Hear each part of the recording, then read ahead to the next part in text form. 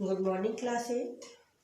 आइए आज हम लोग आपका पाठ 13 नौ किसले के अंतर्गत पढ़ेंगे, जो कि आज हम लोग पढ़ेंगे दोहे। और किसके दोहे? वृंदावन के दोहे। ठीक है ना।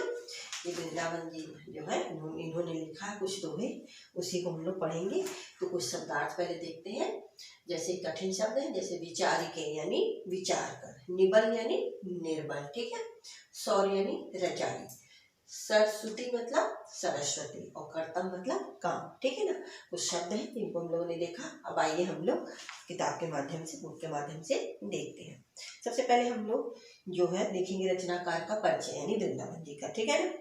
कवि वृंदावन के बारे में पढ़े तो कवि वृंदावन दास का जन्म सन 1683 में बीकानेर यानी राजस्थान में हुआ था। और इनके दोहे नीति विषयक दोहे हैं, ठीक है ना। कहीं न कहीं क्या है, नीति देता है, हम लोग को ज्ञान देता है होते हैं। और वृंद सतसई और प्रवन पचीसी श्रृंगार शिक्षा हितोपदेश संधि उनकी कुछ प्रमुख कृतियां हैं। कवि वृंदावन दास की समस्त रचनाएं वृंद ग्रंथावली नामक ग्रंथ में संकलित है, और उनका निधन सन 1723 में हुआ था, ठीक है। तो आइए हम लोग कुछ जो है उनकी जो प्रमुख 4 या 5 दिया है जो दोहे, उसको हम लोग वृंदावन जी के हैं उनको पढ़ेंगे। जैसे सबसे पहले जो उनका दोहा है वो है, अपनी पहुँच विचार के कर्तव्य करिए दौर, तेते पाँव पसारिए जेते लंबे सौ, ठीक है ना।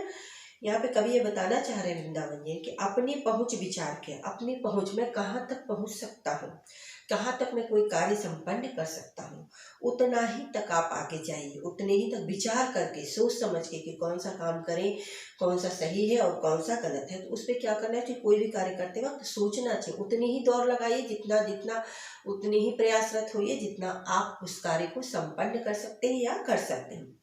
और तेते पाँव पसारिए, उतना ही पाँव पसारिए, जितनी जेते लंबी सौ, जितनी बड़ी रजाई है उतने ही तक आप पाँव पसारिए। उससे अगर आप बाहर पैर फैलाते हैं तो आपको क्या है, ठंड लगेगी, आपको दिक्कत होगी। तो उसी तरह है कि हम जो भी कार्य करें उतना ही कार्य करें जिसको हम संपादित कर सकें, उस कार्य को हम पूरा कर सकें। बहुत बढ़ाना नहीं चाहिए, जिसको हम कर ही ना पाए, वहाँ हमें बेइज्जती हम होना पड़े, यहाँ हमारी दिक्कत हो हमको, वैसे कार्य को नहीं करना चाहिए। तेते पाँव पसारिए जैती लांबी सौ, उतना ही पाँव पसारिए जितनी लंबी सौ, यानी अपने कार्य को, अपने क्षेत्र को उतना ही बढ़ाइए जितना आप कार्य को कर सकते हैं।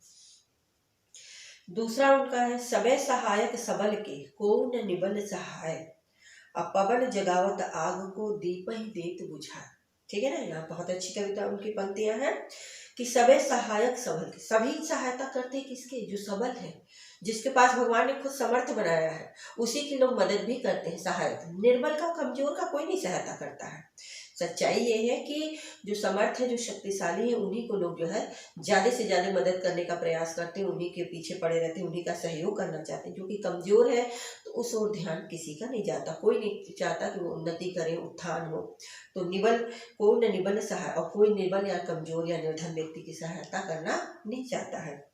अब पवन जगावत आग को दीप ही दे, पवन भी क्या है, जो हवा है वो क्या करता है, आग को जगाता है, यानी आग को बढ़ा देता है। पवन जब हवा चली तो आग और बढ़ गया, लेकिन वही हवा क्या है, दीप ही दे, लेकिन छोटा दीप को क्या करता है, बुझा देता है। ठीक उसी तरह जिस प्रकार कोई निबल की सहायता नहीं करता, वो खत्म हो जाता है, उसी तरह दीप ही दे तो बुझाए, यानी पत छोटी रोशनी को क्या करता है, कमजोर करता है, बुझा देता है, ठीक है ना। और पवन आग को बढ़ा देता है, और जो आग लगी है वो बढ़ जाती है। करत करत अभ्यास से जड़मति होति सुजान, रसरी आवत जात है तल पर सिल पर पड़त निशान। यह भी इनकी कविता जो है बहुत फेमस है, प्रसिद्ध है कि करत करत अभ्यास, बार बार लगातार आप मेहनत कर रहे हैं, प्रयास कर रहे हैं, तो जड़मति, जो जड़मति है, बुद्धि है, जो बिल्कुल जड़ टाइप का हो गया, जिसमें कोई वो भी क्या होता है, ज्ञान को प्राप्त हो जाता है। जड़मति होती सुजान, उसे भी ज्ञान हो जाता है सिर्फ अभ्यास करने से। अगर हम किसी चीज की लगातार अभ्यास करेंगे तो हमें आ ही जाएगा, ठीक है।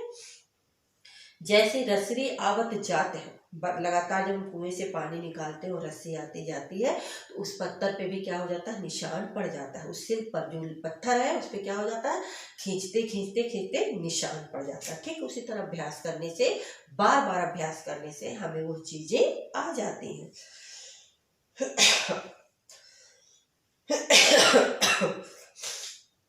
जो जाको गुण जानहि सो तिह आदर देत, अकोकिल अंबहि लेत है काग निबोरी हेत। कहते हैं जो जाको गुण जानहि, जो भी लोग जान जाते हैं कि आपके पास यह गुण है, आपके अंदर ये खूबी है, तो लोग आपका आदर करते हैं, ठीक है ना, आपकी प्रशंसा करते हैं, आपके पास इर्द गिर्द रहना चाहेंगे, आप ही से बातचीत करना चाहेंगे, ठीक है, तभी आपको आदर मिलता है अगर आपके अंदर गुण है।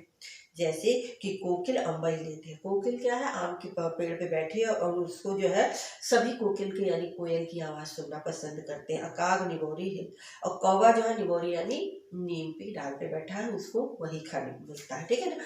कौवा को क्या दिखा रहा है, तीतापन दिखा रहा है, निबोरी लेते यानी उसकी आवाज़ कर्कशी होती है, ठीक है ना। और कोयल की आवाज़ क्या होती है, मधुर होती है, उसको सुनने में आनंद आता है। तो काग निबोरी है, तो काग की आवाज़ जो है निबोरी यानी नीम की तरह कड़वी लगती, जो सुनने में अच्छी नहीं लगती। सरस्वती के भंडार की बड़ी अपूरब बात, ज्यों खर्चे त्यों त्यों बढ़े, बिन खर्चे घट जा। अरे सरस्वती यानी सरस्वती के जो भंडार है, यानी ज्ञान का जो भंडार है, जो हमें ज्ञान है, वह जितना अपूरब बात है, उसकी जो प्रशंसा की जाए, जितनी बड़ी बात की जाए, वह क्या है, कम है। और जितना ही इसको हम खर्च करेंगे, यानी हम किसी को ज्ञान दे रहे हैं, किसी को समझा रहे हैं, किसी को कोई चीज़ बता रहे हैं, तो ज्यों ज्यों खर्चे त्यों त्यों बढ़े, और जितना ही आप खर्च करेंगे उतना ही आपका बढ़ेगा, बिन खर्चे घट जात। लेकिन अगर आप किसी को ज्ञान नहीं दे रहे हैं, जो आपको नॉलेज है, जो आपको कोई चीज़ आ रहा है, अगर आप किसी को नहीं बता रहे हैं, तो वो क्या होता है, आपका खुद भी जो है वह घट जाता है।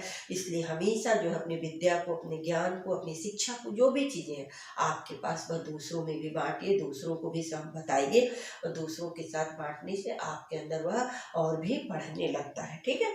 तो ये रहा आपका जो है कुछ नीति विषय दोहे, जो आप लोग को अच्छे लगे होंगे और समझ में भी आ गए होंगे, ठीक है। Thank you.